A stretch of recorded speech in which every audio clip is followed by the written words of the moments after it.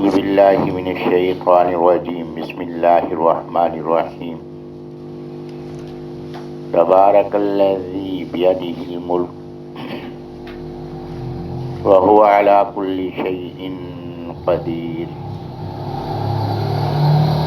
الذي خلق الموت والحياة ليبلوكم أيكم أحسن عملا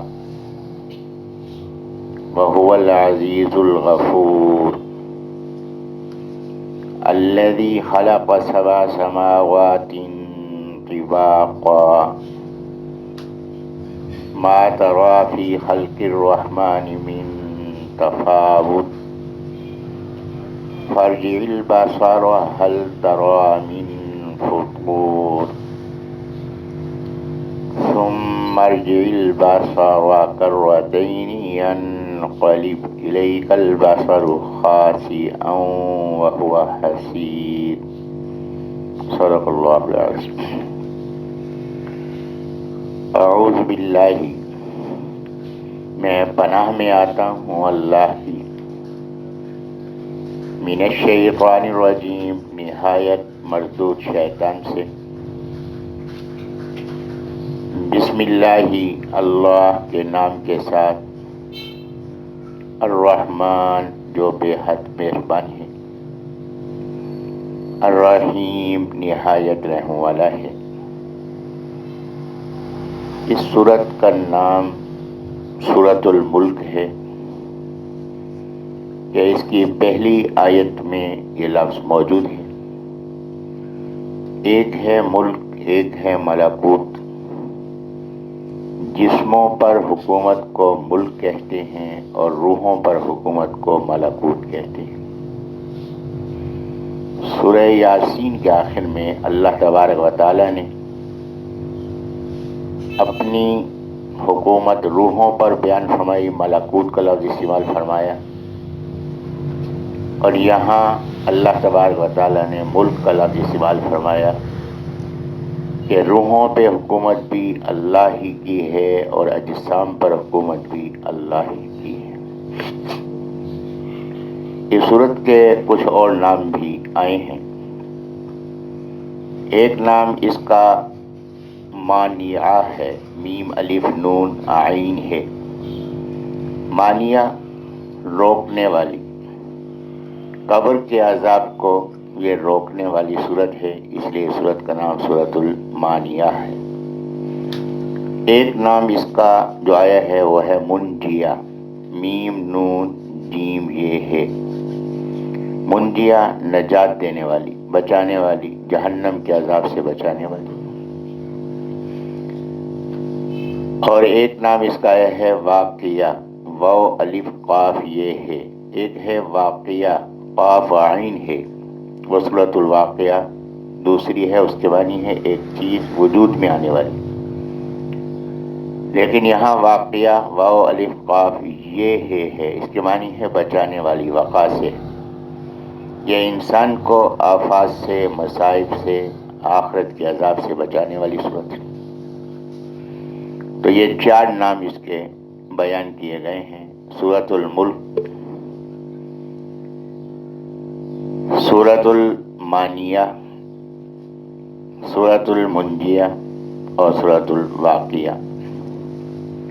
اس سورت کے بارے میں نبی پاک صلی اللہ علیہ وسلم کا ارشاد گرامی ہے کہ یہ سورت جو ہے یہ جہنم سے بچانے کا ذریعہ ہے، کہ قیامت کے دن یہ اللہ تبارک و تعالی سے گفتگو کرے گی، اللہ اس کو بولنے کی طاقت عطا فرمائیں گے، اور جو اس کے پڑھنے کے عادی ہوں گے ان کی یہ شفاعت کرے گی اور اللہ اس کی شفاعت کو قبول فرمائیں گے، تو انسان کی نجات کا ذریعہ بنے گی. فرمایا کہ یہ سورت، نبی علیہ الصلوۃ والسلام کی یہ خواہش کہ یہ سورت میرے ہر امتی کے دل میں ہو اور اس کو وہ زبان سے ادا کرنے والا ہو. مقصود ہے کہ اس کی تلاوت ہو. فرمایا کہ 30 آیات کی یہ سورت ایسی سورت ہے کہ جو روزانہ رات کو اس کے پڑھنے کی عادت بنا لے، اللہ اس کو عذاب قبر سے محفوظ فرما دے گا. فرمایا کہ یہ اس کا پڑھنا جس وقت وہ قبر میں جائے گا، یہ منکر نکیر سوالات کے لیے آئیں گے اور اس کی بدعمالیوں کی وجہ سے اس کو سزا دی جانا ہوگی، تو یہ صورت انسانی شکل میں ظاہر ہوگی اور اللہ سے کہے گی کہ اے اللہ یا مجھے اپنے کلام سے نکال دے، اس کو عذاب سے بچا۔ 2 رکوع ہیں، 30 آیات ہیں، اطمینان سے بھی اگر پڑھا جائے تو 7-8 منٹ سے زیادہ نہیں لگتے، 10 منٹ بھی لگا دیے جائیں، اور 10 منٹ اگر لگ جائیں اور اس سے انسان قبر کے عذاب سے بچ جائے، سودا مہنگا تو نہیں۔ تو فرمایا کہ اس میں شروع میں اللہ تبارک و تعالی نے اپنا تعارف کرایا ہے۔ تبارک الذی، برکت والی ہے وہ ذات۔ برکت اس اضافی چیز کو کہتے ہیں، زیادہ چیز کو کہتے ہیں جس کے اندر کوئی نقص نہ ہو، کمی نہ ہو، اور جس کی طرف نسبت ہو وہ باکمال ہو۔ تو تبارک کا وہ ذات جس کا ذکر کیا جا رہا ہے وہ ہر نقص سے پاک ہے۔ وہ ذات ایسی ذات ہے جس میں تمام کمالات کمال انداز سے پائے جاتے ہیں، اور وہ ذات ایسی ذات ہے کہ جس سے فائدہ ہی فائدہ ہے۔ تبارک کا برکت والی ہے وہ ذات، الذی، وہ جو کہ بیادی ہی، اس کے ہاتھ میں ہے، الملک، بادشاہت۔ ہاتھ سے مراد یہاں ہاتھ نہیں کہ اللہ تو جسم سے پاک ہے، یہاں ہاتھ کے معنی اختیار کے ہیں کہ اسی کے اختیار میں ہے بادشاہت۔ جسموں کی حکومت اگرچہ بظاہر لوگوں کو حاصل ہے لیکن حقیقت میں اسی کو حاصل ہے۔ وہوا، اور وہ، علی کل شیء، ہر ایک چیز پر، قدیر، نہایت قدرت رکھنے والا ہے۔ یہاں اللہ تبارک و تعالی نے اپنے بارے میں 4 دعوے فرمائے، اور اس کے بعد پوری صورت ان دعووں کی دلیل ہے۔ پہلا دعویٰ اللہ تعالیٰ کا وجود کہ اللہ ہی ہے۔ دوسرا دعویٰ کہ اللہ تبارک و تعالیٰ تمام کمالات صفات کے اعتبار سے صرف اور صرف اللہ میں بھیا دی۔ اللہ تبارک و تعالیٰ حکومت کا مالک ہے، تمام حکومتیں اللہ کو حاصل ہیں، اور اللہ تبارک و تعالیٰ صرف اجسام پہ حکومت ہی نہیں رکھتا بلکہ ہر چیز پر قادر مطلق ہے۔ یہ 4 دعوے ہیں جو اللہ کے بارے میں اللہ نے اپنے بارے میں فرمایا۔ سب سے پہلی بات کہ اللہ کا وجود، کہ اللہ کے علم میں یہ بات تھی کہ ایسے لوگ اٹھیں گے جو اللہ کے وجود کے منکر ہوں، تو اللہ تبارک و تعالیٰ نے پہلا دعویٰ یہ فرمایا کہ اللہ ہے۔ دوسرا دعویٰ یہ کہ اللہ جو ہے وہ تمام صفات رکھنے والا ہے، تمام صفات کمالیہ اس میں پائی جاتی ہیں، کہ اللہ کے ہاں کوئی نقص نہیں، کوئی خامی نہیں، کہ ہر نقص سے، ہر عیب سے، زوال سے، 3 باتوں سے پاک ہے، کہ اس کے کسی کام میں کوئی نقص نہیں، اور اس کے کسی کام میں کوئی عیب نہیں، اور وہ زوال سے پاک ہے۔ نقص اور عیب میں فرق کیا ہے؟ نقص اور عیب میں فرق یہ ہوتا ہے کہ عیب اس خامی کو کہتے ہیں جو نظر آئے، اور نقص اس خامی کو کہتے ہیں کہ جو اندر موجود ہو، بظاہر معلوم نہ ہو رہی ہو، اس خامی کو نقص کہتے ہیں۔ کہ اللہ کے کسی کام میں عیب بھی نہیں، اللہ کے کسی کام میں نقص بھی نہیں، اور اللہ کی کسی صفت اور اس کے کسی کمال کو زوال بھی نہیں۔ کہ 3 بات۔ عیب اور نقص کا یہ فرق میں تھوڑا سا واضح کر دوں۔ ایک آدمی ہے، اس کی آنکھ بظاہر دیکھنے میں ٹیڑھی ہے، یہ عیب ہے۔ آنکھ انتہائی خوبصورت ہے لیکن بینائی کمزور ہے، یہ نقص ہے۔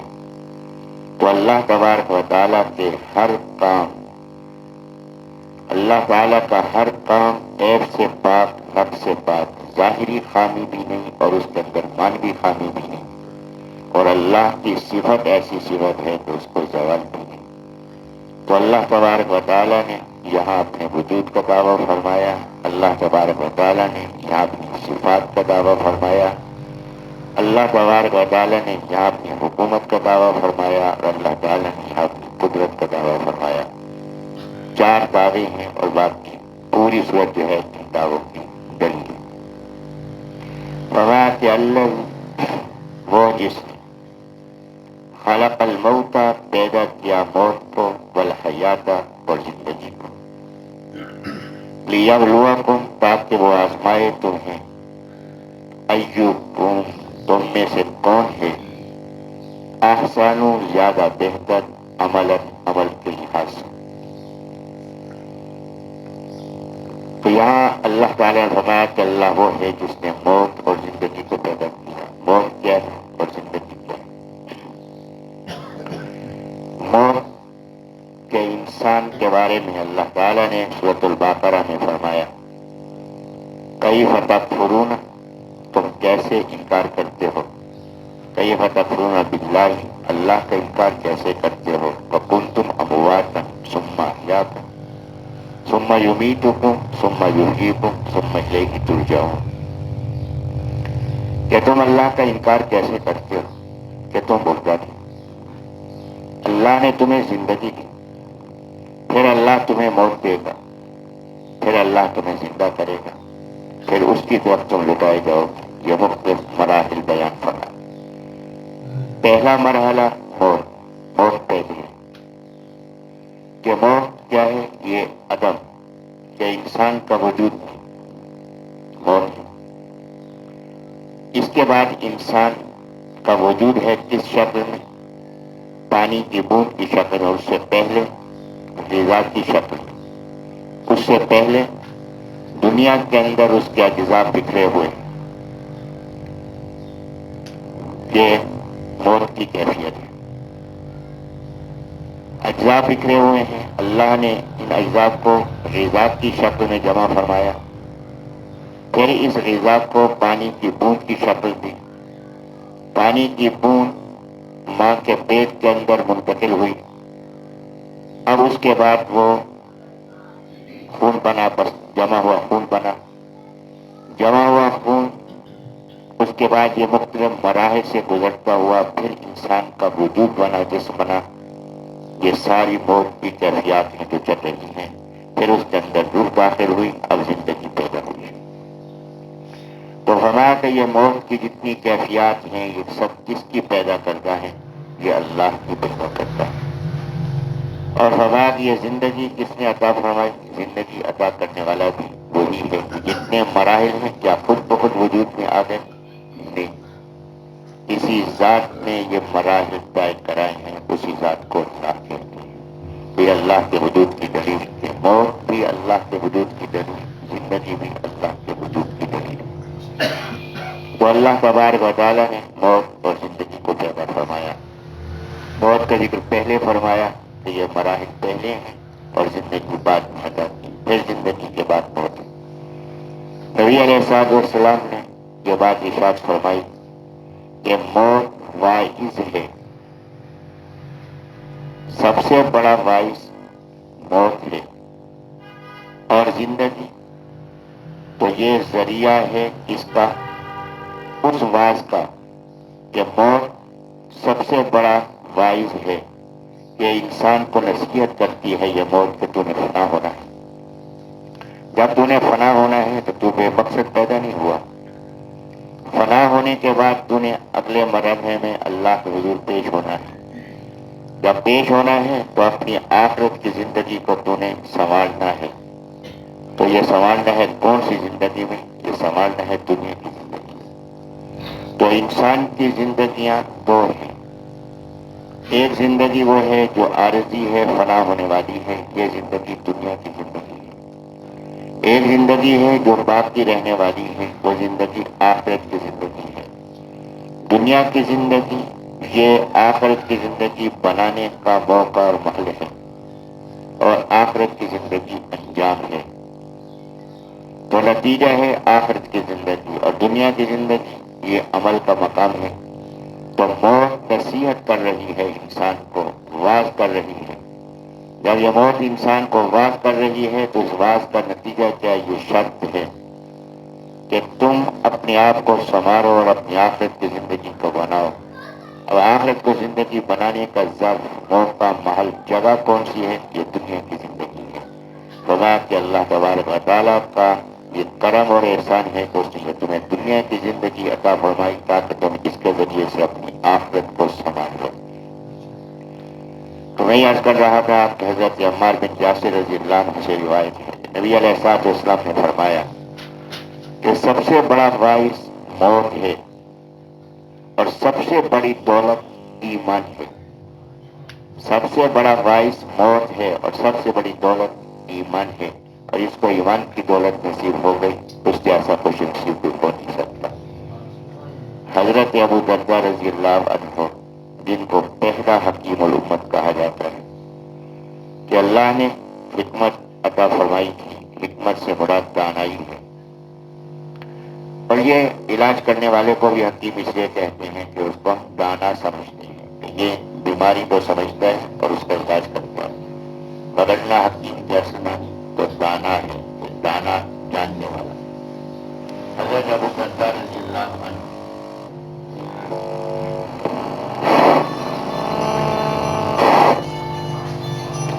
حضرت ابو درداء رضی اللہ عنہ ایک جنازے کے ساتھ تشریف لے جا رہے ہیں. جیسا کہ عام طریقہ ہے آج کل بھی کہ پوچھتے ہیں کہ کس کا جنازہ ہے. تو راستے میں ایک آدمی نے پوچھا کہ حضرت یہ کس کا جنازہ ہے؟ ابو درداء رضی اللہ عنہ نے فرمایا کہ اگر تو ناراض نہ ہو تو تیرا جنازہ ہے، اگر تو ناراض ہو تو میرا جنازہ ہے. کندھے پہ کوئی اور جا رہا ہے. حضرت فرما رہے ہیں کہ یہ میرا جنازہ ہے، تیرا جنازہ ہے. کیا معنی یہ کہ مرنے والا مر گیا، یہ دنیا سے جا رہا ہے، مجھے اور تجھے اس طرح متوجہ کر رہا ہے کہ ہم نے بھی اسی طرح دنیا سے جانا ہے. تو فرمایا کہ موت یہ سب سے بڑا باعث ہے. اللہ تبارک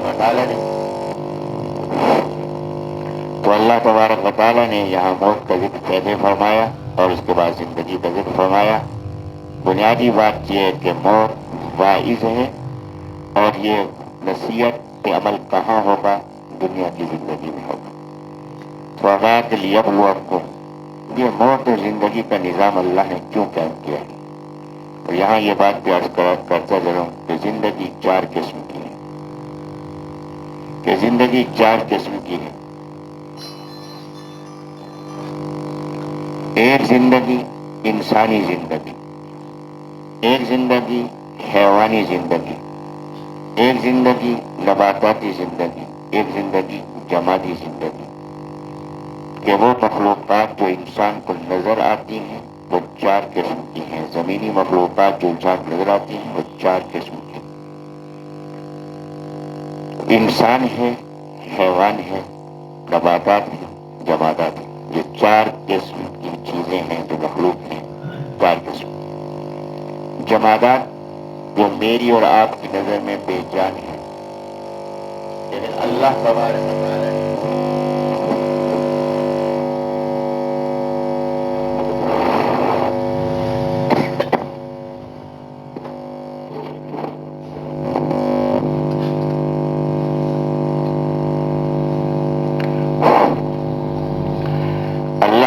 و تعالی نے اس کے اندر ایک شعور رکھا ہے کہ جتنی بے جان اشیاء ہیں میری اور آپ کی نظر میں جمادات، وہ اللہ تبارک و تعالیٰ کو ساری اشیاء پہچانتی ہیں. کہ بات اللہ نے قرآن مجید میں فرمائی کہ تمہارے دل سخت ہو گئے. کیسے سخت؟ پتھر نہیں، فرمایا پتھروں سے بھی زیادہ سخت ہو گئے، اس لیے کہ پتھر تو اللہ کو پہچانتے ہیں. بعض پتھر وہ ہیں کہ جن سے چشمے پھوٹتے ہیں، دریا بہتے ہیں، اور بعض پتھر وہ ہیں جو اللہ کے خوف سے نیچے گرتے ہیں. جو پہاڑ سے پتھر گرا ہے میرے حساب سے تو اس کی وجہ کچھ اور ہے، لیکن حقیقت یہ ہے کہ وہ اللہ کے خوف سے گرا ہے. ان کے اندر بھی اللہ کی معرفت موجود ہے. اللہ تبارک و تعالیٰ کو پہچاننے کا شعور ان کے اندر موجود ہے، وہ اپنے رب کو پہچانتے ہیں. پانی ہے یہ اپنے رب کو پہچانتا ہے، ذکر کی حالت میں رہتا ہے، اور پانی کے اندر تعفن پیدا ہوتا ہے تب جو اللہ کے ذکر کو چھوڑتا ہے۔ اسی طرح سے ہر چیز اللہ تبارک و تعالیٰ کا ذکر کر رہی ہے۔ حضرات صحابہ کرام رضی اللہ عنہم نبی علیہ السلام کے ساتھ بیٹھے ہیں دسترخوان پہ، حضرت فرمایا کہ ہر چیز اللہ کی تسبیح بیان کر رہی ہے، یہاں تک کہ یہ کھانا بھی اللہ کی تسبیح بیان کر رہا ہے۔ اشتیاق ہوا حضرات صحابہ کرام رضی اللہ عنہم کو، تو نبی علیہ السلام نے دعا فرمائی، حضرت کا معجزہ ہے۔ حضرات فرماتے ہیں کہ ہم جو رکمہ اٹھاتے تھے اس سے سبحان اللہ کی آواز آ رہی تھی۔ اللہ تبارک و تعالی نے اس ذکر کو چھپایا ہے، یہ اللہ کی رحمت ہے۔ اگر یہ ذکر نہ چھپتا، تسبیح کا سلسلہ جاری ہوتا، ظاہر ہوتا، تو میرے اور آپ کا زندگی گزارنا دشوار ہو جاتا۔ میں اندر داخل ہوا ہوں، میں نے پاؤں رکھا ہے، وہاں سے اللہ کے ذکر کی آواز آ رہی ہے، پاؤں کہاں رکھوں؟ بیٹھنے کے لیے آیا تو اس جگہ پہ اللہ کا ذکر ہو رہا، تسبیح ہو رہی ہے، میں اس کے اوپر بیٹھوں تو کیسے بیٹھوں؟ حاجت کے لیے انسان بیت الخلاء میں داخل ہوا، اللہ کے ذکر کی آواز آ رہی ہے چاروں طرف سے، دیواروں سے، اب انسان وہاں بیٹھے تو کیسے بیٹھے؟ ٹوٹی کو ہاتھ لگائیں تو اللہ کے ذکر کی آواز آ رہی ہے، لوٹے سے اللہ کے ذکر کی آواز آ رہی ہے، تو انسان کی زندگی اجیرن ہو جاتی۔ یہ اللہ کا انتہائی کرم ہے، اس کی رحمت ہے کہ اس نے اس ذکر کو چھپایا ہے، تسبیحات کو چھپایا ہے، وگرنہ ہر چیز اللہ کی تسبیح کر رہی ہے۔ اس کے بعد زندگی ہے نباتات کی زندگی۔ نباتات کی زندگی ہے نشو و نما، بڑھنا پھیلنا، اوپر دائیں بائیں پھیلنا، یہ نباتات۔ نباتاتی زندگی کے بعد پھر زندگی ہے حیوانی زندگی۔ حیوانی زندگی ہے حس اور حرکت، چیز کو محسوس کرنا اور حرکت کرنا، یہ حیوانی زندگی ہے۔ اور اس کے بعد انسانی زندگی ہے، اور انسان کی زندگی کیا ہے؟ وہ ہے معرفت رب، کہ اپنے رب کی ذات کو پہچاننا، رب کے احکامات کو جاننا اور رب کے احکامات کے مطابق زندگی گزارنا، خلافت کا ماحول پیدا کرنا، یہ ہے انسان کی زندگی۔ یہ وہ امانت ہے جو انسان نے اٹھائی ہے۔ تو انسان کی زندگی سب سے کامل زندگی ہے، جو اس کے اندر یہ ساری زندگیاں موجود ہیں۔ جماداتی زندگی بھی اس کے اندر موجود ہے، نباتاتی زندگی بھی اس کے اندر موجود ہے، حیوانی زندگی بھی اس کے اندر موجود ہے، اور ان تین زندگیوں والوں میں جو زندگی موجود نہیں، انسان کے اندر اللہ نے وہ زندگی بھی پیدا کی ہے۔ فرمایا کہ انسان جو ہے وہ زندگی کے اعتبار سے کامل ہے۔ اللہ تبارک و تعالیٰ کے لیے بھی لفظ حی کا استعمال ہوا ہے کہ اللہ بھی زندہ ہے، انسان بھی زندہ ہے۔ دونوں کی زندگی میں کیا فرق ہے؟ پہلا فرق یہ کہ اللہ تبارک و تعالیٰ کی زندگی اس کی ذاتی زندگی ہے، اور انسان کی زندگی اس کی ذاتی زندگی نہیں، بلکہ اللہ تبارک و تعالیٰ کی عطا کردہ زندگی ہے۔ دوسری بات یہ کہ اللہ کی زندگی ازلی زندگی ہے کہ جس کا آغاز نہیں، انسان کی زندگی ازلی زندگی نہیں، اس کا آغاز ہے۔ اللہ تبارک و تعالیٰ کی زندگی دائمی زندگی ہے، انسان کی زندگی دائمی زندگی نہیں، اس پہ موت کا مرحلہ آگے آنا ہے۔ اللہ تبارک و تعالیٰ کی زندگی محتاج نہیں، انسان کی زندگی اللہ کی رحمت کی محتاج ہے۔ اللہ تبارک و تعالیٰ کی زندگی جواب دہ نہیں، انسان کی زندگی اللہ کے سامنے جواب دہ ہے، جس نے زندگی عطا کی ہے اس کو اس کا حساب دینا ہے۔ تو اللہ تبارک و تعالیٰ زندہ ہے، اور اس کی زندگی دائمی زندگی ہے، ذاتی زندگی ہے، اور اس کی زندگی دائمی زندگی ہے، اور اس کی زندگی غیر محتاج زندگی ہے۔ اور انسان کی زندگی یہ عارضی زندگی ہے، انسان کی زندگی اللہ کی عطا کردہ زندگی ہے، اور انسان کی زندگی محتاجی کی زندگی ہے۔ فرمایا کہ اللہ تبارک و تعالیٰ وہ ہے کہ جس نے زندگی کو پیدا کیا، اس کی زندگی ذاتی زندگی ہے، اور مخلوق کو جو زندگی دی گئی ہے وہ زندگی بھی مخلوق زندگی ہے۔ موت بھی مخلوق ہے، زندگی بھی مخلوق ہے۔ زندگی تو نظر آ رہی ہے، تو موت مخلوق ہے۔ اس کے بارے میں حدیث پاک کے اندر آتا ہے کہ قیامت میں حساب کتاب جب ہو جائے گا، اس کے بعد جنتی جنت میں اور جہنمی جہنم میں چلے جائیں گے۔ اس کے بعد اللہ تبارک و تعالیٰ کے حکم پر ایک میٹھا لایا جائے گا اور اس میڈے کو سر عام ذبح کیا جائے گا. کہا کہ یہ موت ہے اور موت کو ذبح کر دیا گیا، اب موت نہیں آئے گی. پارہ نمبر 14 کی آواز میں اللہ تعالیٰ نے یہ بات بیان فرمائی. اس حالت میں کافر چیخ اٹھیں گے، کہیں گے کہ کاش کہ ہم ایمان والے ہوتے، کبھی تو اس جہنم سے نکل پاتے، یا مر جاتے، موت آ جاتی، عذاب سے بچ جاتے. کہ آج کے بعد موت نہیں، اور اسی حالت میں تمہیں مستقل رہنا ہوگا. اللہ مجھے بھی آپ کو بھی موت کی یاد اور موت کی یاد کے تقاضوں پہ عمل کرنے کی توفیق عطا فرما دے. آخر دعوانا الحمدللہ رب العالمین.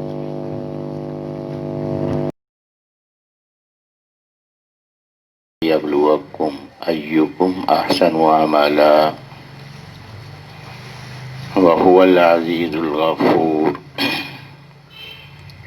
الذي خلق 7 سماوات طباقا ما ترى في خلق الرحمن من تفاوت فارجع البصر هل ترى من فطور ثم ارجع البصر كرتين ينقلب إليك البصر خاسئا وهو حسير.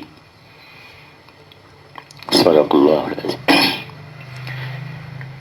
اعوذ باللہ، میں پناہ میں آتا ہوں اللہ کی، من الشیطان الرجیم، نہایت مردود شیطان سے. بسم اللہ، اللہ کے نام کے ساتھ، الرحمن جو بے حد مہربان ہے، الرحیم نہایت رحم والا ہے. کل کے درس میں یہ بات گزارش کی گئی تھی کہ اس سورت کے متعدد نام بیان کیے گئے ہیں. ایک نام تو یہ سورت الملک ہے، جو پہلی آیت کے اندر یہ لفظ موجود ہے. قرآن مجید میں جو سورتیں ہیں ان کے نام الفاظ کی نسبت سے بھی ہیں اور معنی کی نسبت سے بھی. جیسے سورۃ الاخلاص ہے، اخلاص کا لفظ پوری سورت میں کہیں موجود نہیں. جہاں جو نام ہے یہ معنوی صفت کی وجہ سے ہے. اس سورت کا لفظی نام تو سورۃ الملک ہے، لیکن معنوی صفت کے اعتبار سے بھی اس کے نام ہیں کہ نبی علیہ الصلوۃ والسلام نے فرمایا یہ سورۃ المانیہ ہے کہ قبر کے عذاب کو روکنے والی ہے. منجیہ ہے کہ نجات کا ذریعہ بننے والی ہے. واقعہ ہے کہ یہ اللہ کے عذاب سے بچانے والی ہے. یہ اس کے معنوی نام ہے. اور الملک یہ اس کا لفظی نام ہے. تو اس صورت میں یہ خصوصیت ہے کہ اس کے نام دونوں صورتوں میں موجود ہیں، معنوی نام بھی ہے، لفظی نام بھی ہے. دوسری بات یہ ہے کہ نبی علیہ الصلوۃ والسلام نے فرمایا کہ جو شخص اس کے پڑھنے کی عادت بنا لے روزانہ رات کو تو عذاب قبر سے وہ محفوظ ہوگا. اس سے ایک بات تو یہ معلوم ہوئی کہ برزخی حیات ہے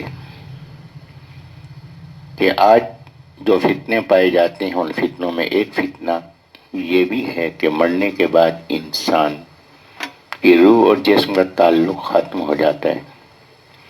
قیامت میں انسان کھڑا ہوگا اور روح اور جسم کا تعلق ہوگا. عالم برزخ میں روح اور جسم کا کوئی تعلق نہیں، اس لیے نہ جسم کو عذاب ہوتا ہے نہ جسم کو راحت ہوتی ہے. تو یہ فتنہ ہے جو پیدا کیا گیا.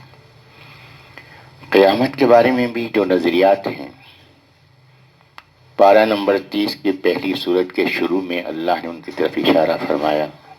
دور حاضر کے فتنوں، ایک فتنہ یہ ہے کہ صرف روح ہوگی جس کو سزا دی جائے گی یا اس کو راحت ہوگی، جسم بس ختم ہو گیا، جسم دوبارہ کھڑا نہیں ہو.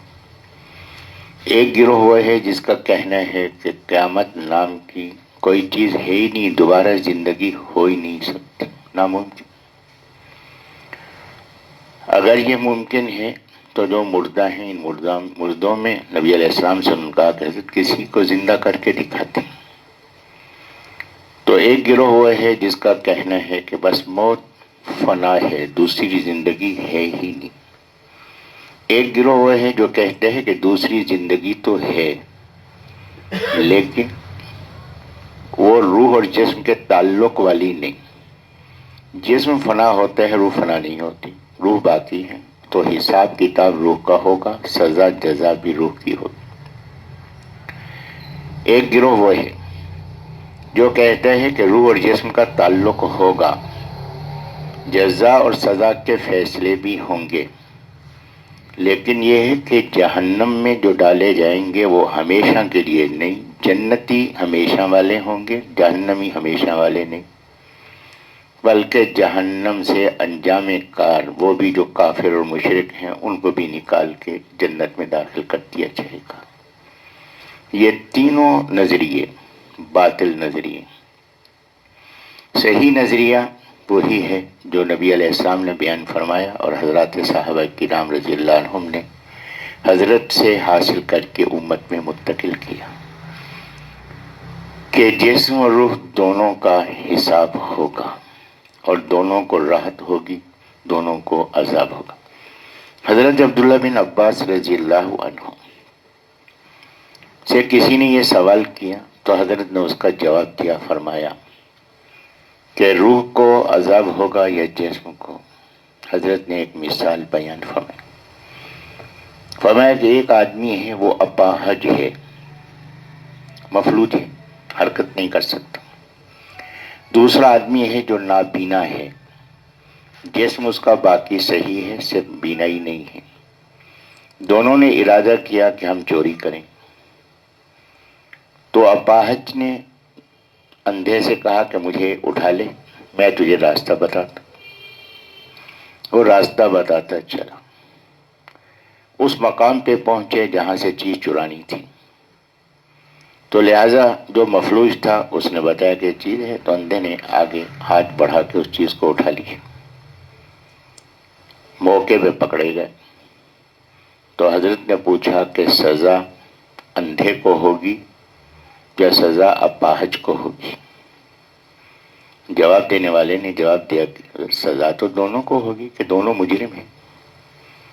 فرمایا کہ روح اپاہج ہے، جسم کے بغیر اس کا اظہار نہیں، جسم اندھا ہے، روح کے بغیر چل نہیں سکتا، تو لہذا یہاں بھی عذاب اور راحت کا معاملہ دونوں کے ساتھ ہوگا کہ دونوں اس کے اندر شریک ہیں۔ اور اگر جسم کو عذاب نہ ہو، صرف روح کو ہو، تو یہ نعوذ باللہ من ذالک ظلم ہے، اور اللہ ظلم سے پاک ہے۔ پھر یہ بات کہی جاتی ہے کہ جناب یہ جو جسم ہیں یہ حقیقی جسم نہیں ہوں گے، مثالی جسم ہوں گے۔ جیسا کہ ایک سوچ یہ بھی ہے کہ نبی علیہ الصلوۃ والسلام جب معراج کے لیے تشریف لے گئے تو مسجد اقصی میں جو حضرت نے امامت فرمائی تو حضرت کے پیچھے صرف عیسیٰ علیہ السلام تھے جن کا جسم حقیقی تھا، باقی جتنے انبیاء کرام علیہ السلام تھے ان کے جسم مثالی تھے۔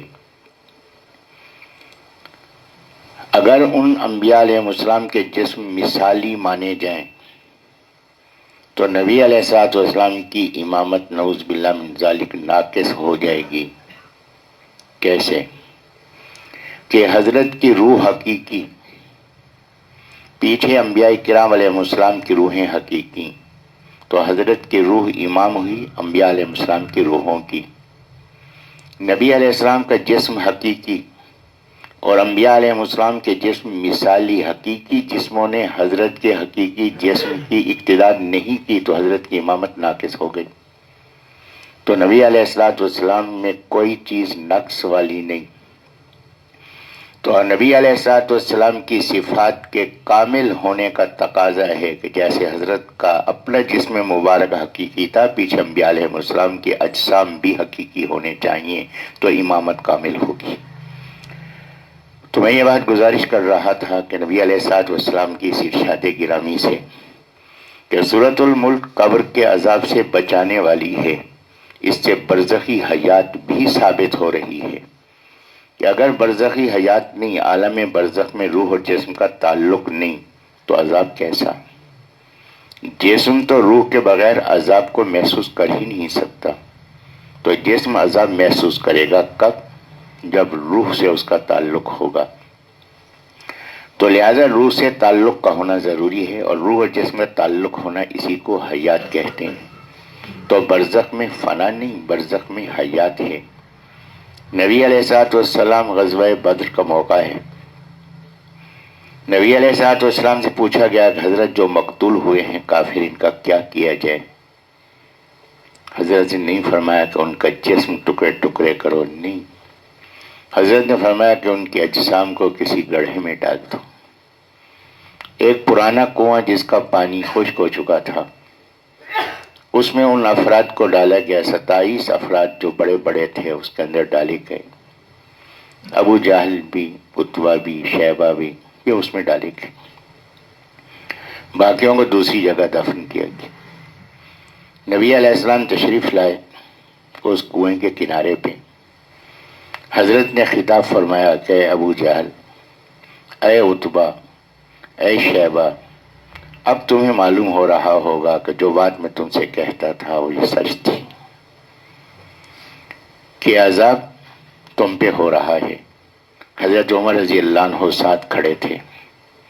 حضرت عمر رضی اللہ عنہ نے عرض کیا کہ حضرت یہ تو مردے ہیں، یہ کہاں سنتے ہیں؟ نبی علیہ السلام نے فرمایا کہ تم میری بات ان سے زیادہ نہیں سن رہے۔ تو نبی علیہ السلام نے فرمایا کہ تم میری بات ان سے زیادہ نہیں سن رہے۔ اس پہ بعض حضرات کہتے ہیں کہ نبی علیہ السلام کا معجزہ تھا کہ مردے حضرت کی بات سن رہے تھے۔ میرا ایک مزاج ہے کہ میں بحث میں نہیں الجھتا، میں کہتا ہوں میں آپ کی بات مان لیتا ہوں کہ آواز کا سنانا حضرت کا معجزہ تھا، کیا عذاب بھی حضرت کا معجزہ تھا؟ عذاب تو ان کو اپنے اعمال پہ ہو رہا تھا، اور جب عذاب ان کو اپنے اعمال پہ ہو رہا تھا تو یہ اعمال کرنے والے صرف جسم تھے یا روحیں بھی تھیں؟ روح اور جسم کا مرکب تھا جس نے یہ کفر کیا تھا۔ جب کفر کیا تو عذاب بھی روح اور جسم دونوں کو ہو رہا تھا۔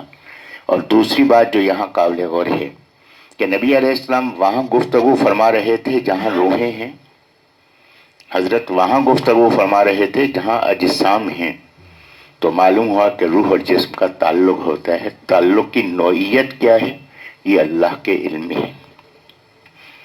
آج کی سائنس نے اس بات کو واضح کر دیا، لیکن ہمارا ایمان سائنس کی وجہ سے نہیں، ہمارا ایمان تو نبی علیہ السلام کے فرمانے کی وجہ سے ہے کہ آج آپ کا موبائل یہ کھمبے کے ساتھ وابستہ ہے، بغیر تار کے یہ تعلق اس کا برقرار ہے، قائم ہے، کہ جو اللہ انسان کو ایسا دماغ عطا فرما سکتا ہے کہ بغیر ظاہری ربط کے آپس میں تعلق ہو سکتا ہے، کیا وہ خالق کے کائنات خود ایسا نظام قائم نہیں فرما سکتا؟ تو اللہ تبارک و تعالی نے روح اور جسم میں باہمی تعلق رکھا ہے، اور اس تعلق کی جو نوعیتیں کہ دنیا کے اندر روح جسم کے اندر ہے،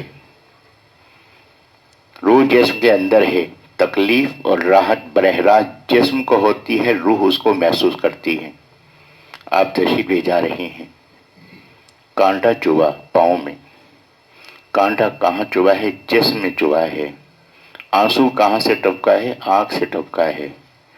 اف، یہ لفظ کہاں سے نکلا، یہ آواز کہاں؟ یہ منہ سے نکلی ہے۔ تو یہاں تو کانٹا نہیں چبھا، کانٹا تو پاؤں کو چبھا ہے۔ تکلیف جسم کو ہوئی، اور اس تکلیف کو روح نے محسوس کیا، اس کا اظہار آنکھوں سے اور زبان سے ہوا ہے۔ تو عالم دنیا کا نظم یہ ہے کہ یہاں جسم کو تکلیف ہوگی، اس کے اثرات جسم پر بھی ہوں گے، روح کی طرف منتقل ہوں گے۔ عالم آخرت کے اندر روح اور جسم دونوں پر براہ راست عذاب ہوگا، دونوں کو براہ راست راحت ہوگی۔ اب ایک تیسری صورت باقی رہ گئی۔ تیسری صورت یہ ہے کہ اثرات براہ راست روح پر ہوں اور وہ منتقل ہوں جسم کی طرف۔ दुनिया में असरात जिस्म पर मुंतकिल हो रहे हैं रूह की तरफ। अब एक ऐसा जहान चाहिए कि जिसमें रूह पर अजाब हो, मुंतकिल हो जिस्म की तरफ। वो जहान कौन सा जहान है? वो आलम बरज़ख है। तो रूह और जिस्म का आपस में ताल्लुक है, रूह जिस्म के अंदर नहीं। जैसा कि ये मोबाइल का निज़ाम है कि रूह जिस्म के अंदर नहीं, लेकिन रूह और जिस्म का ताल्लुक आपस में बरकरार है। आज साइंस से ये बात भी वाज़ेह है। प्रोग्राम हो रहा है सऊदी अरब के अंदर, तरावी की नमाज आ रही है मुल्तान के अंदर। फिर आप इस बात को भी देखें, दो टेलीविज़न आपके सामने पड़े हुए हैं, दो स्क्रीनें आपके सामने हैं।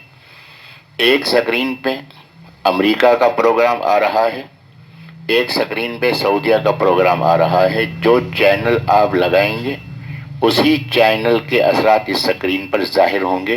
हालांकि ये दो स्क्रीनें साथ साथ पड़ी हैं।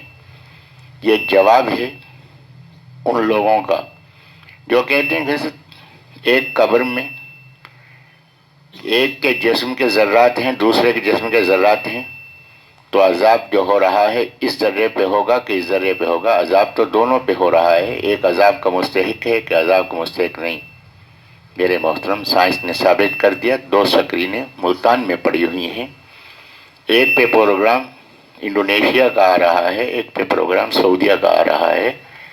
तो अलहदा अलहदा आ रहे हैं, ये दोनों साथ पड़े हैं, लेकिन जिस चैनल से ताल्लुक होगा वही प्रोग्राम उस स्क्रीन पर आएगा, चाहे दूसरे के साथ मिली हुई क्यों ना हो।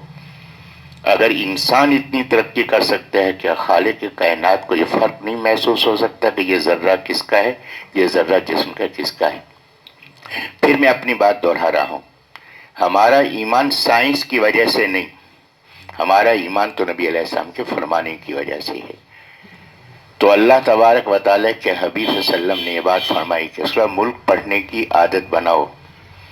और हजरत ने तो इस बात की ख्वाहिश भी की कि ये सूरत मेरे हर उम्मती को याद होनी चाहिए। आज गलत वसीयतें भी हों, जी मैं इस वसीयत पे अमल करूंगा, ये मेरे वालिद की वसीयत है, मैं इस वसीयत पे अमल करूंगा, ये मेरे दोस्त की वसीयत है। मेरे मोहतरम, वालिद हो, औलाद हो, दोस्त हो, इन सब के मुकाबले में महबूब तरीन शख्सियत नबी पाक सल्लल्लाहु अलैहि वसल्लम की, उनकी वसीयत पे अमल का तो कितना एहतिमाम होना चाहिए। और फिर ये वसीयत भी ऐसी है जो हमारे फ़ायदे की है।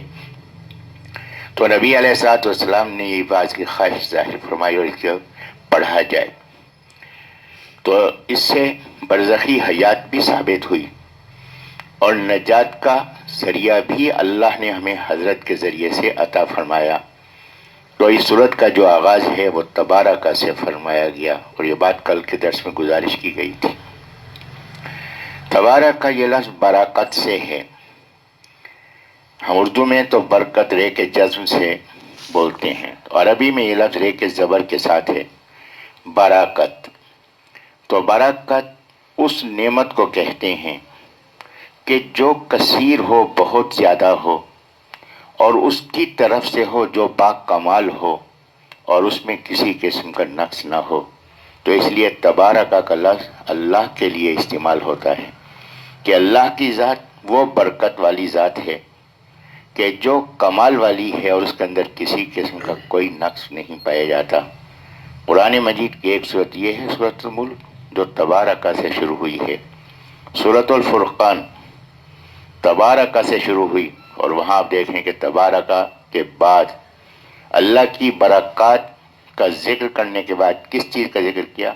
नज़्ज़लल फुरकान, कि अल्लाह की ये अजीम नेमत है कि अल्लाह ने तुम्हें फुरकान अता फरमाया। कुरान मजीद को अल्लाह ने फुरकान कहा कि जो हक और बातिल को पूरी तरह से वाज़े कर देता है कि ये रास्ता है सिरात मुस्तकीम, और बाकी जितने रास्ते हैं वो रास्ते हैं गुमराही के रास्ते, कि अपने आप को इन रास्तों से बचाओ और सिरात मुस्तकीम को इख्तियार करो। तो वहाँ अल्लाह ने तबारका से आगाज़ फरमाया और नज़्ज़लल फुरकान फरमाया। यहाँ अल्लाह ने तबारकल्लज़ी बियदिहिल मुल्क, यहाँ अपनी हुकूमत का इजहार फरमाया। इस जगह अल्लाह तबारक व तआला ने 4 दावे फरमाए हैं। ये बात कल के दर्स में अर्ज़ की गई थी। पहला दावा अल्लाह का वजूद, کہ اللہ ہے، اللہ وحدہ لا شریک ہے۔ دوسری بات کہ اللہ تمام صفات میں کامل ہے۔ تیسری بات حقیقی حکومت اس پوری کائنات پر اللہ کی ہے۔ چوتھا دعویٰ کوئی چیز اللہ کی قدرت سے باہر نہیں، کہ اللہ کی قدرت سے بھی اس کائنات پہ نہیں، بلکہ کائنات تو ایک جز ہے، اللہ کی قدرت تو لامحدود ہے۔ تو یہ چار دعوے اللہ نے فرمائے، اور پھر باقی پوری صورت ان دعووں کی دلیل ہے۔ تو یہاں دلیل کے طور پہ اللہ نے یہ بات ارشاد فرمائی۔ پہلے تو دعویٰ فرمایا تبارک الذی، برکت والی ہے وہ ذات۔ کیا وہ ذات برکت والی نہیں؟ ثنا میں آپ پڑھتے ہیں تبارک قسموں کا، کہ اللہ تیری ذات تو برکت والی ہے ہی ہے، تیری نسبت رکھنے والی ہر چیز برکت والی ہے، تیرا نام بھی برکت والا ہے۔ اور اللہ تبارک و تعالیٰ کے اذکار کے جو کلمات ہیں، سبحان اللہ، الحمدللہ، اللہ اکبر، لا حول ولا قوت الا باللہ، اسی طرح سبحان اللہ احسن الخالقین، تبارک اللہ احسن الخالقین، کہ یہ بھی اللہ کے اذکار میں شامل ہے کہ تبارک اللہ احسن الخالقین، برکت والا ہے وہ جو بہترین پیدا کرنے والا ہے۔ تو یہ تبارک کا ثنا کے اندر بھی موجود ہے، یہ سورت کے شروع میں بھی ہے، سورت فرقان کے شروع میں بھی ہے، اور اللہ کے اذکار میں شامل ہے۔ اور اس ذکر کا، ہر ذکر کا ایک اپنا فائدہ ہے۔ سبحان اللہ، الحمدللہ، لا الہ الا اللہ، اللہ اکبر، اس کا فائدہ کہ حضرت ابراہیم علیہ نبی علیہ السلام سے جب حضرت کی ملاقات ہوئی تو حضرت ابراہیم علیہ السلام نے ہمارے نبی پاک صلی اللہ علیہ وسلم کو پیغام دیا کہ حضرت اپنی امت کو میرا سلام بھی پہنچا دینا اور یہ پیغام بھی دے دینا کہ اللہ کے ہم جواب کے طور پر ابراہیم علیہ السلام کو سلام عرض کرتے ہیں حضرت کی وساطت سے، اور ان کے لیے اجر کے دعا گو ہیں، اگرچہ ان کا اجر ہماری دعاؤں کا محتاج نہیں، لیکن ہم اس لیے دعا گو ہیں کہ اس دعا کی وجہ سے حضرت کی نسبت ہمیں قیامت کے دن نصیب ہوگی۔ آج دنیا کے اندر بھی ملتی نسبت ہمیں ابراہیم علیہ السلام سے حاصل ہے۔ تو انہوں نے یہ پیغام دیا، فرمایا کہ سبحان اللہ، الحمدللہ، لا الہ الا اللہ، اللہ اکبر، ان کلمات کی کثرت کرو۔ ایک بار پڑھنے سے اللہ جنت میں ایک درخت لگا دیتا ہے، اور اللہ پھر اس کی پرورش فرمائیں گے۔ قیامت کے دن وہ درخت بڑا درخت ہوگا جو ہمیں عطا کیا جائے گا۔ تو اسی طریقے سے ہر کلمے کی افادیت ہے تبارک اللہ۔ اس ذکر کا فائدہ یہ ہے کہ اللہ تبارک و تعالی اپنی برکات سے نوازیں گے، اور اللہ کی برکات کہ دنیا کے اندر گمراہی سے حفاظت اور آخرت کے اندر نعمتوں کا حصول۔ تو فرمایا کہ اللہ کے ہر ذکر کے اندر فوائد ہی فوائد موجود ہیں۔ دنیا میں کہ نگاہ کمزور ہے تو یہاں وہ فوائد نظر نہیں آتے، قیامت کے دن ہر حقیقت سامنے موجود ہوگی، عوارض بھی نظر آ رہے ہوں گے، جواہر بھی نظر آ رہے ہوں گے۔ تو یہاں اللہ تبارک و تعالیٰ نے اپنا ذکر بھی فرمایا اور چار دعوے فرما کے آگے دلیل بیان فرمائے۔ فرمایا کہ الذی، وہ ہے جس نے خلق الموت والحیات، کہ اس نے پیدا کیا موت کو اور زندگی کو۔ موت اور زندگی یہ دونوں عوارض میں سے ہیں۔ یہ بات گزارش کی گئی تھی کہ ایک ہے جوہر، کہ وہ مخلوق جو اپنا وجود ظاہر کرتی ہے، اور ایک ہے عوارضات میں سے۔ عوارض ان چیزوں کو کہتے ہیں جو اپنا وجود کسی کے ذریعے سے ظاہر کرتے ہیں۔ ہنسی، چہرہ ہوگا تو ہنسی نظر آئے گی، اگر چہرہ نہیں ہوگا تو ہنسی نہیں ہو سکتی۔ ہنسی عوارضات میں سے ہے، اور چہرہ یہ جواہر میں سے ہے، یہ جوہر ہے۔ تو حیات اور موت یہ عوارضات میں سے ہیں۔ کہ انسان ہے تو زندگی اور موت کا اظہار ہوگا، انسان نہیں ہے تو زندگی اور موت کا اظہار کیسے ہوگا؟ پھر آپ یہاں دیکھیں کہ اللہ نے موت کا ذکر پہلے فرمایا، زندگی کا ذکر بعد میں فرمایا، کہ دو زندگیاں انسان کی، اور یہ دونوں زندگیاں موت کے بعد ہیں۔ دنیا کی زندگی اس سے پہلے فنا ہے، موت ہے، کہ انسان کہاں تھا، روح اور جسم کا تعلق نہیں تھا، انسان کا جسم ذرات کی شکل میں پورے جہان میں بکھرا ہوا ہے۔ اللہ تبارک و تعالیٰ نے اس کو غذا میں منتقل فرمایا، اور غذا کے ذریعے سے یہ بکھرے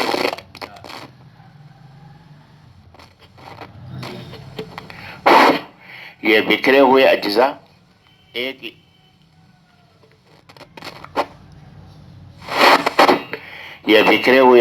ایک انسان کے وجود میں آئے، جس کو اللہ نے اس کے باپ ہونے کا شرف عطا فرمایا۔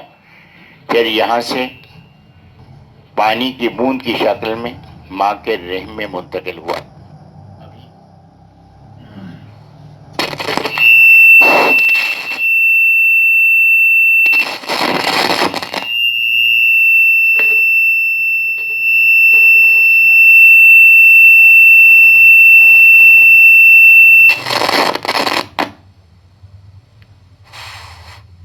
ابھی موت کی کیفیت ہے،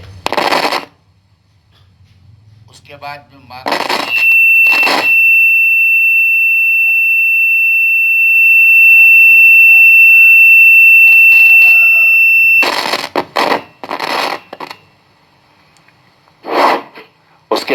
کے رحم میں مختلف مراحل ہیں، یہ سب فنا کی کیفیات ہیں، موت کی کیفیات ہیں۔ ابھی زندگی نہیں، جب روح داخل ہوئی زندگی بنی، تو موت، اس کے بعد زندگی، پھر اس کے بعد موت۔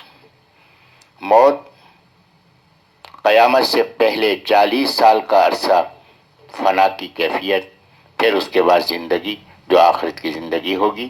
تو دونوں بار زندگی موت کے بعد ہے، اور موت کا ذکر اللہ نے پہلے کیا۔ اس میں حکمتیں کیا ہیں؟ صرف 2-3 باتیں عرض کرتا ہوں، باقی تفصیل کل ہوگی۔ پہلی بات کہ موت پہلے ہے، زندگی بعد میں، اس لیے موت کا ذکر پہلے ہے، زندگی کا ذکر اس کے بعد ہے۔ دوسری بات یہ کہ اللہ کے وجود کا ثبوت زندگی سے زیادہ موت سے ہوتا ہے۔ زندگی میں تو انسان مگن ہے، اس کو تو پتہ ہی نہیں، لیکن موت کے وقت جب عاجزی اور بے بسی کی کیفیت آتی ہے تو اللہ کے وجود کا احساس ہوتا ہے۔ تو لہذا موت جو ہے یہ اللہ کے وجود کی دلیل ہے زندگی سے پہلے۔ تیسری بات یہ کہ نبی علیہ السلام نے بھی فرمایا کہ موت سب سے بڑا واعظ ہے، کہ یہ انسان کے اندر فکر پیدا کرتی ہے موت آخرت کی۔ تو ایک یہ، اور چوتھی بات یہ کہ موت کا ذکر پہلے کیا، زندگی سے زیادہ موت نعمت ہے۔ اگر موت نہ ہو تو اللہ سے ملاقات کیسے ہو اور آخرت کی نعمتوں کا حصول کیسے ہو؟ اس لیے موت کا ذکر پہلے کیا ہے اور زندگی کا ذکر بعد میں کیا ہے۔ باقی تفصیل انشاءاللہ کل ہوگی۔ اللہ مجھے بھی آپ کو بھی صحیح فہم عمل کی توفیق عطا فرما دے۔ وآخر دعوانا الحمدللہ رب العالمین۔ ایک اعلان بھی سماعت فرما لیں، یہ مہینے کا پہلا منگل ہے، بلکہ سال کا پہلا منگل ہے۔